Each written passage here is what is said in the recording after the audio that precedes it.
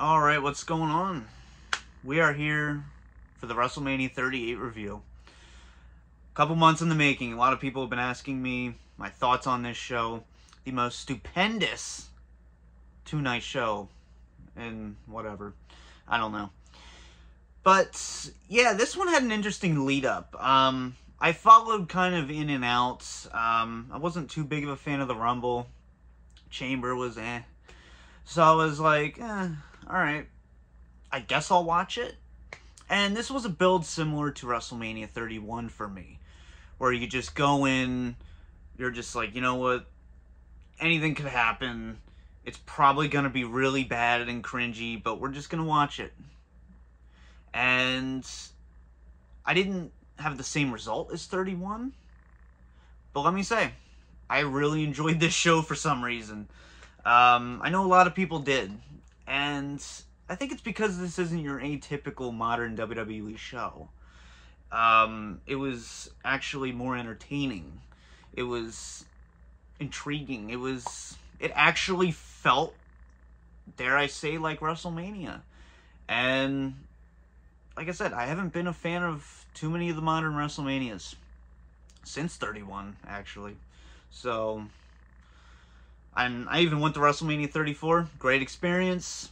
Still, very kind of lower par show, unfortunately. Glad I went. I don't regret it. New Orleans was awesome. But, hey, I had my WrestleMania, I guess you could say. But let's start off with WrestleMania Saturday. Now, this is a two-night show. 36 made sense, you know, pandemic, keep people's spirits up, so give them a two-night WrestleMania. 37, I don't think needed to be two nights. That was one of my bigger problems with it. But this one, you could fit this show into one night, let's be honest, if you take out some of the filler, which we'll get to very shortly. But, you know, it was still an entertaining two nights, and I think one night was much better than the other. I will say that, but we will get there. So, WrestleMania Saturday, April 2nd, we had 7 matches. There was no pre-show matches or anything, which I kind of like that, honestly. You know, just put everything on the freaking card at this point. Who cares? You know. So, we start out with the Usos defeating Shinsuke Nakamura and Rick Boogs by pinfall. And this was a 6-minute and 55-second match. And this was for the SmackDown Tag Team titles. So, I'm going to be honest. I only watch pay-per-views. And that's with AEW and WWE. I don't watch all the WWE pay-per-views.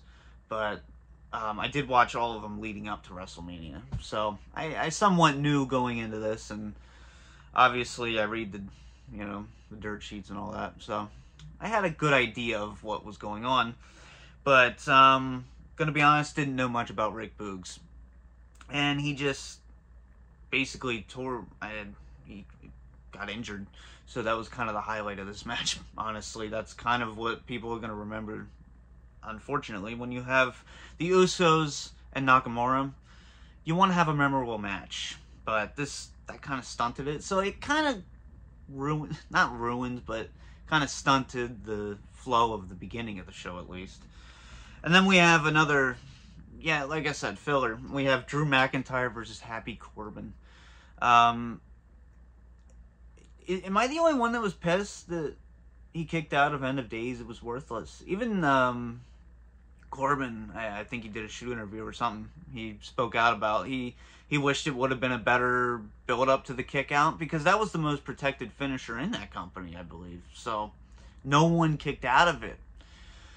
So, that was the first. I mean, it was at WrestleMania, but still, it's just kind of left a bad taste in your mouth, I guess. And it was an 8-minute match, nothing special. And then the show kind of picks up a little bit. We have the Miz and Logan Paul beating Rey Mysterio and Dominic. This one was cool for me because, like I said, I remember seeing Dominic in 2005, you know, when I was younger. So it was kind of cool to see him now performing at WrestleMania with his father. That's cool.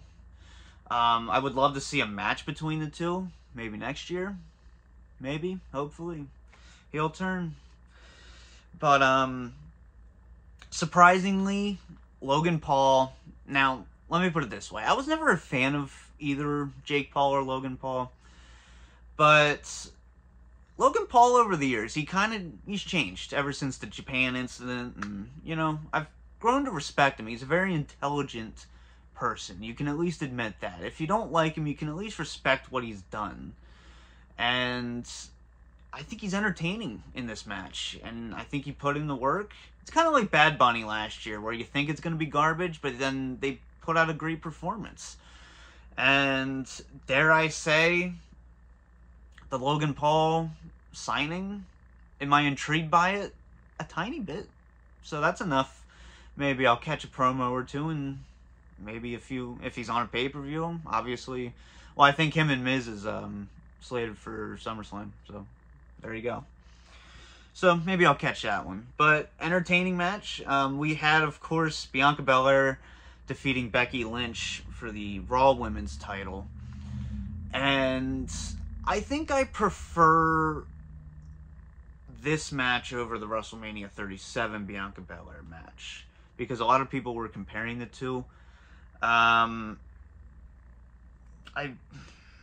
would probably say this was the best match of the entire WrestleMania show, both nights. So this was a great match, you know. And I'm not the biggest Becky Lynch fan, you all know that by now, but I at least respect her. You know, it's kind of similar to Seth Rollins. You know, he says a lot of dumb shit, and you know, you just don't understand his motives sometimes. But at the end of the day, you respect the hell out of the guy, because he will always put on a good match, no matter what. Like the Cody Rhodes match at Hell in a Cell.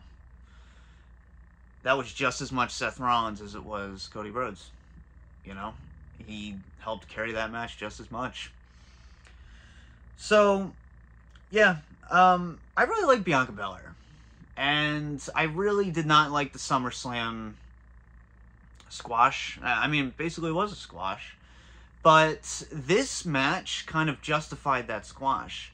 And this is a rare example of WWE long-term storytelling, people.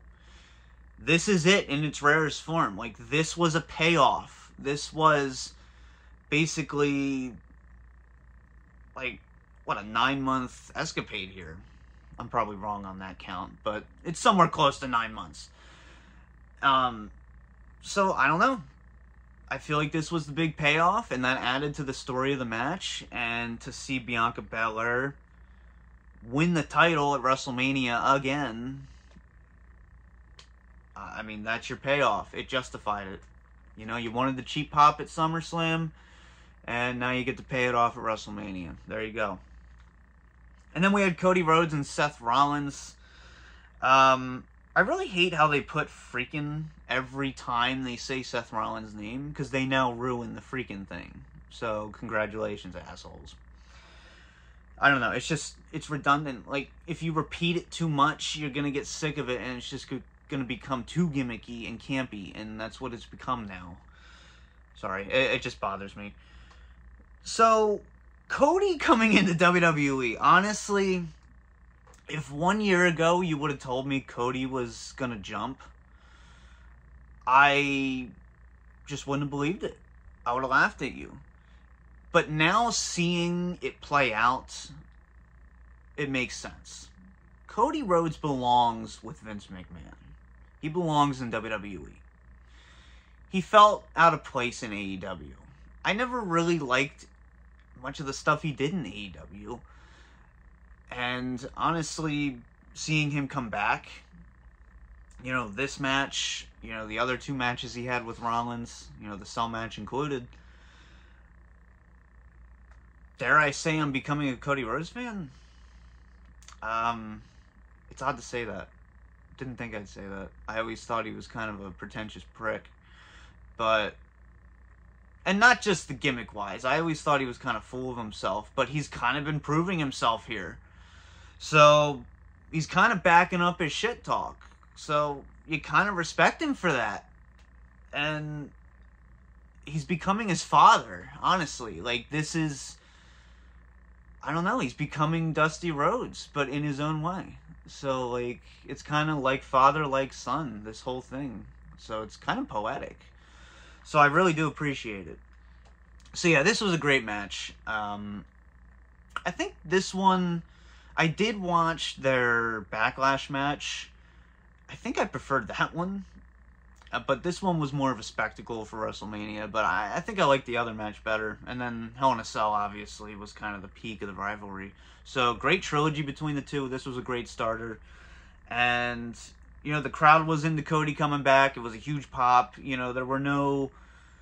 You know, because I was kind of like, alright, there's going to be some people that are going to be smart asses, you know. But, no, like, he got a huge pop. And, yeah, you just kind of felt good for the guy. You know, he kind of deserved that pop. So then we have Charlotte Flair versus Ronda Rousey. Okay. I've always been the controversial one. I'm a Charlotte Flair fan. But I'm going to be honest, I am kind of getting to the point where I'm like, alright, just... It's kind of too much now. It's the same thing over and over again for her. And, I don't know, I think she should change things up a little bit.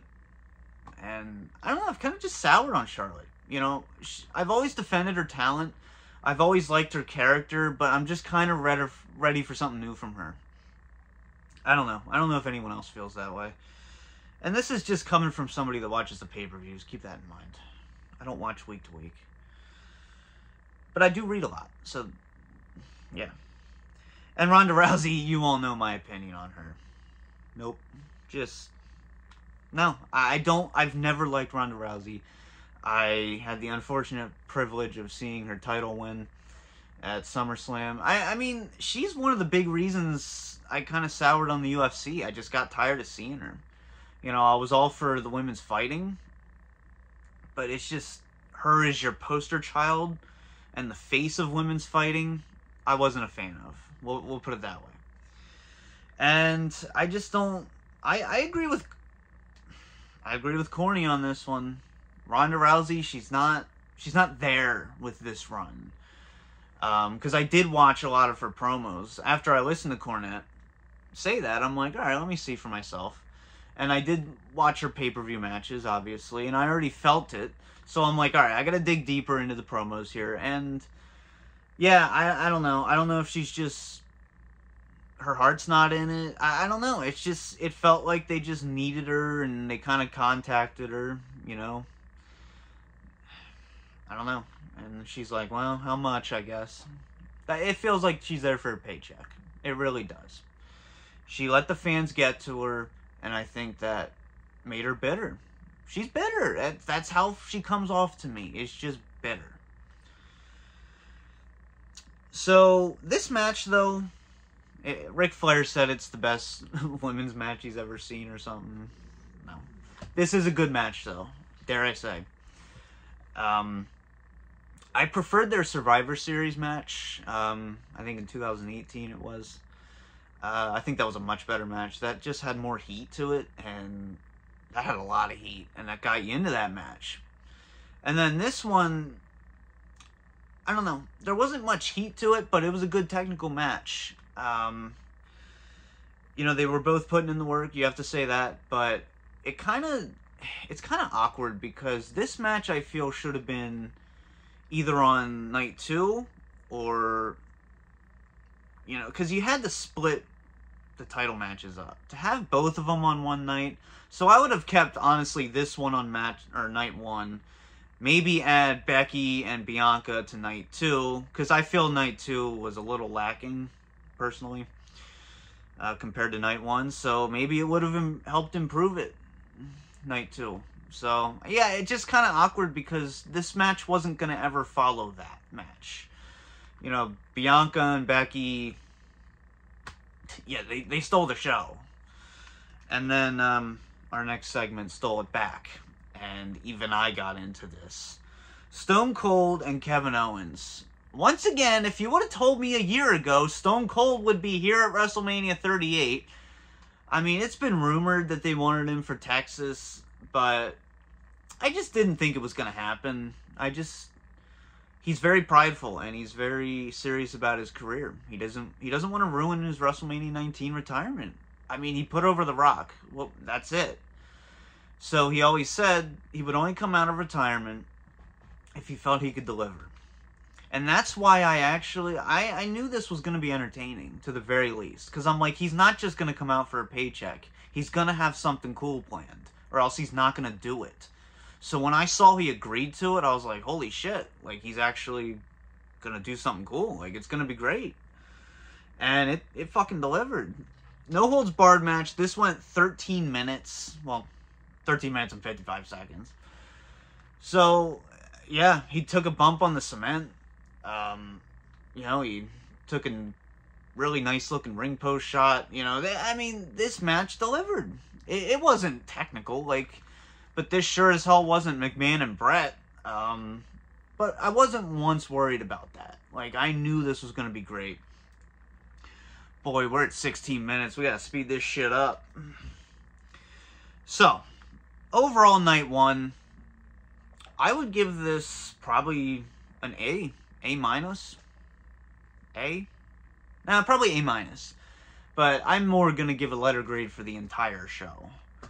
But if I had to give this one WrestleMania, if this was one WrestleMania, this would be one of the greatest of all time.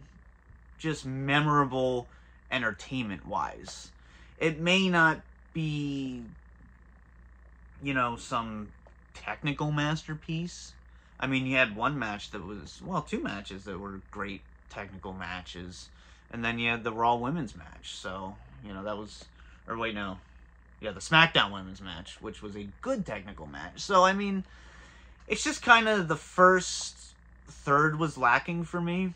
So that kind of, you know, I just kind of stopped paying attention, honestly, when I was watching it. But then, you know, the rest of the night just stepped it up. So, alright. Night 2. 17 minutes in. I'm great at pacing, can you tell? Alright. RK Bro. I've kind of changed my mind on them. I hate to say it. I shit on them like a year ago, just because I thought it was stupid. But now it's to the point where it's just stupid entertaining.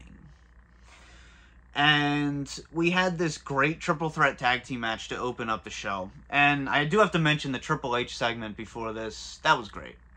You know, he brought his boots out, put him in the ring. You know, he deserved that. I'm really glad he had his little WrestleMania retirement. And, you know, Stone Cold hopefully had his WrestleMania retirement too.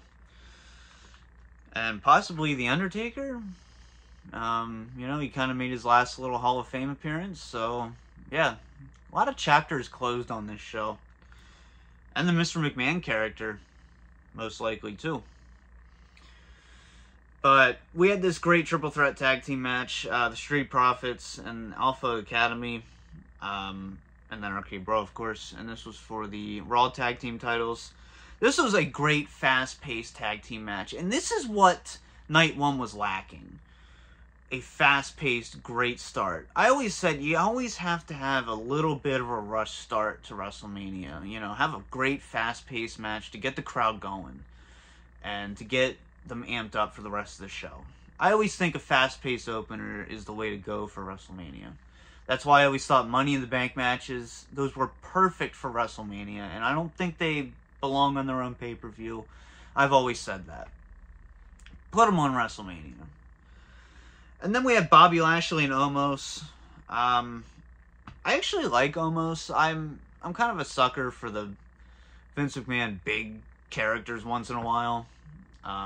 You know, he's not Giant Gonzalez, so you gotta give him credit for that at least. Yeah, this kind of bothered me. I think you should have put him over on WrestleMania and then had him lose the next couple matches in the program. Give him the WrestleMania win and then have him lose continuously after. But the WrestleMania win means more than the pay-per-view wins after. So, I just don't agree with the finish, but whatever. Johnny Knoxville and Sami Zayn. You know I'm a huge Jackass fan. So, I was just like, you know what? Fuck it. It's probably going to be stupid. Which it was. But it was entertaining. Does this belong on WrestleMania? No. But it's like the catchphrase of this video. Dare I say, it was entertaining. Like, for fuck's sake. It was entertaining. I hate how much I enjoyed this show. I really do. Because a lot of stupid shit happened. And it's just like, it was just entertaining though. But we'll get to that point later on. We'll circle out on why I keep saying it was entertaining. Next we had Sasha Banks and Naomi. Well, that has different meaning though. They retained their women's tag belts. You know, it was fine. You know, Liv Morgan and Rhea Ripley, that was a cool tag team to see. And that's over with now. And boy, how things changed. This match should be subtitled, How Things Changed. And then you have Natalya and Shayna Baszler. Shayna Baszler, I forgot she was even around. I don't even know where she's at. This is the last time I've seen her. So yeah, that was, you know, that's your women's tag match at WrestleMania. And then we have Edge and AJ Styles. This match was frustrating. First of all, AJ Styles knocking his head on the beautiful set, by the way. I do have to say that. I did like the set for this WrestleMania. But yeah, he knocked his fucking head on the set coming out. There is video of it. I think I uploaded it. Or no, I didn't. Did I? I don't know. Someone did. So yeah, that was kind of funny. But yeah, he's already bleeding on his way out. And you didn't know he hit his head on the set until after. So I'm just like, why the hell is he bleeding? Like, this is the strangest feeling WrestleMania in the longest time. Like, you just have AJ Styles walking out bleeding everywhere. You know, oh God. We'll get to the even stranger shit. But yeah, this match for me was disappointing. It just didn't feel like they had chemistry. And that sucks to say that. I don't know. Edge and AJ Styles, that sounds on paper. That's like saying Shawn Michaels and Eddie Guerrero. Like that match could have been amazing. Like two absolute legends going at it at WrestleMania. And so Edge and AJ Styles, it kind of has that same exhibition type feel. And it just didn't feel like they hit third gear for me. I think you shave off a couple of minutes. I think they kind of dicked around a little too much. And then I don't like adding an angle to it. You know, I think I would have just preferred an exhibition match. One-on-one, sports-like feel competition between these two great athlete performers. Like, fuck, it was frustrating. Damian Priest coming out and starting Judgment Day. I mean, you should have just done that at the next pay-per-view. Come on. Do that in the rematch. Have AJ Styles win this one, and then have Edge have a fuck finish at the WrestleMania Backlash pay-per-view, introducing Damian Priest. That's how I would have done it. So yeah, frustrating match. Sheamus and Ridge Holland. Once again, I don't know who Ridge Holland is. And Butch, a.k.a. Pete Dunne. I used to really like Pete Dunne. So, not used to. I just haven't seen much of his work lately. Yeah, versus the New Day. This was 1 minute and 40 seconds. Why? Just leave it off, honestly. Leave it off. I think this got cut from the previous night, if I'm correct, for time. So, not only did it get cut from the first show, it got cut for time in the second show. So yeah, that's great. And then we had Pat McAfee versus Austin Theory, with Vince McMahon in Theory's corner. Like I said, this is a strange, entertaining WrestleMania. Why did I like this match? This should have been garbage. I don't know. It's confusing. This was an entertaining match. Pat McAfee, or I always say McAfee for some reason. McAfee, he's a very entertaining guy. I've actually listened to a few of his podcasts. I do not like football. I've been vocal about that before. And, you know, he's just an entertaining, likable guy. I love his commentary. He's not afraid to just go at it in commentary. Just put himself out there, be entertaining, be exuberant, you know. And, you know, you got to give it to him. He always puts it in. He always puts in the work. And this match with Austin Theory, a lot of people ask me about my opinion about Austin Theory. I actually kind of like him. You know what they're doing with him. They're creating a John Cena 2.0. It's very obvious that's where they're going with this. And I don't think it's a coincidence that Vince put himself with him, you know? They're doing a John Cena whole... It's going to be on the nose. I'm telling you, we're going to get there. A whole on-the-nose John Cena storyline. I think that's where this is going. So, he's like a young John Cena again. It's kind of like deja vu. Like, because I remember, you know, the rise up of John Cena. So I'm like, alright, this is the same fucking thing. So, yeah, this was an entertaining, decent match. I mean, it's not obviously a 4-star or 5-star classic. This is what it is. It's just entertaining. But I was thoroughly entertained by it. And then we have Mr. McMahon. And yeah, this has new meaning to it too now. Good Lord. Things have changed a lot since WrestleMania. Good God. Such short time. Anything can happen. Anything can happen. That's literally the quote in wrestling. Anything can happen. And this show is an example of that. And then we have Mr. McMahon defeating Pat McAfee in 3 minutes and 45 seconds. So a very short match. But yeah, then you of course had Stone Cold coming out. Well, I feel like I do have to mention the football spot with Vince. This was just, like I said, this was the strangest feeling WrestleMania in quite a while. But strangely entertaining. I don't know why. It's frustrating. Like, it's just... I don't get it. So then we have Stone Cold come out, and we kind of have the send-off of the Mr. McMahon character. That's kind of what this was. And he took the absolute dumb... I couldn't believe it. The dumbest stunner I've ever seen. Just the worst I've ever seen. Like, even Stone Cold was laughing. Even he was laughing about it. You'll see him laugh. Like, it was great. So, he kicks him in the gut.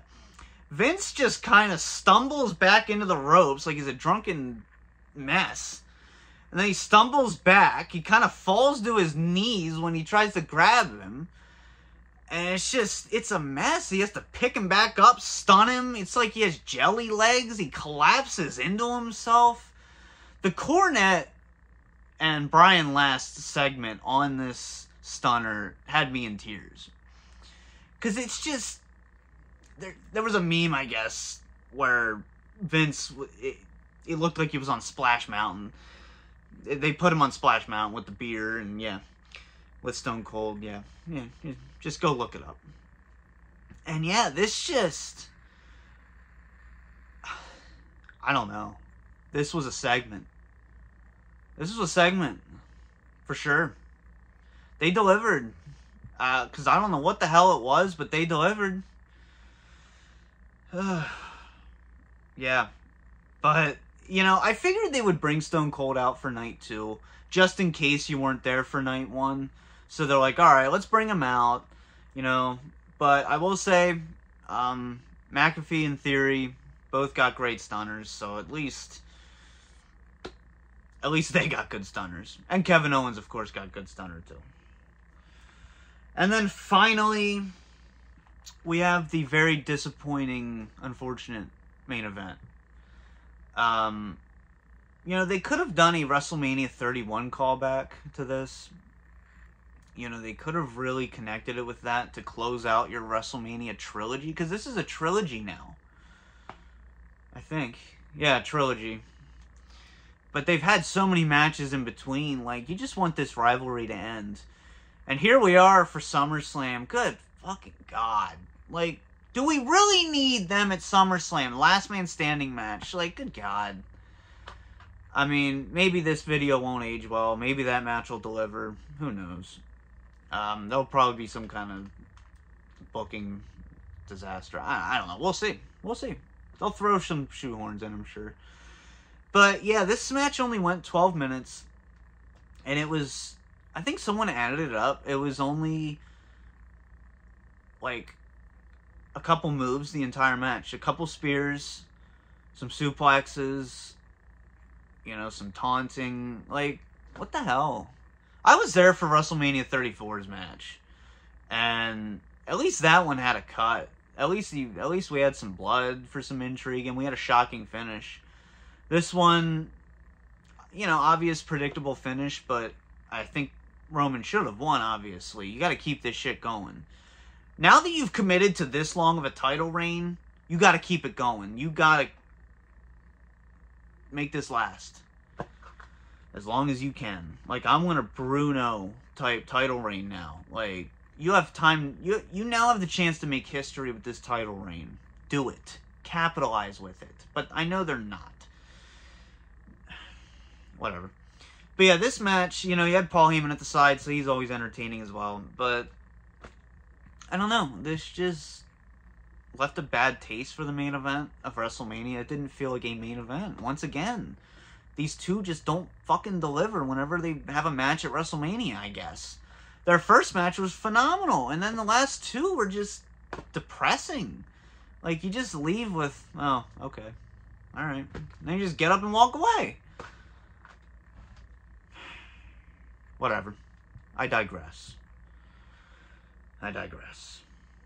WrestleMania 38. Overall, I'm going to give this a B+. The reason I've been saying I'm going to close this out. John Bayley, or Josh Bayley, I just saw your comment pop up on my phone. You watch my videos every day? Thank you. If you leave a comment and it pops up in a video, I'll read it. That's going to be a new rule. So, yeah, there you go. Shout out. The reason I keep saying this is an entertaining show is because this was kind of the entertaining show we needed. The world's been going to shit really bad lately. That's no secret. And this is just kind of the stupid, entertaining show we needed. We had some great wrestling with it, and we had a lot of just dumb shit moments. But those moments, they felt earned. They were at least, they made you laugh. They at least made me pop. More than any WrestleMania has since WrestleMania 31. And I think that says a lot. So this was the entertainment we needed. I'm going to give this a B+. Hopefully they can keep delivering with WrestleMania year after year, but we'll see, I guess. But yeah, hope you guys enjoyed this, and for now, peace out.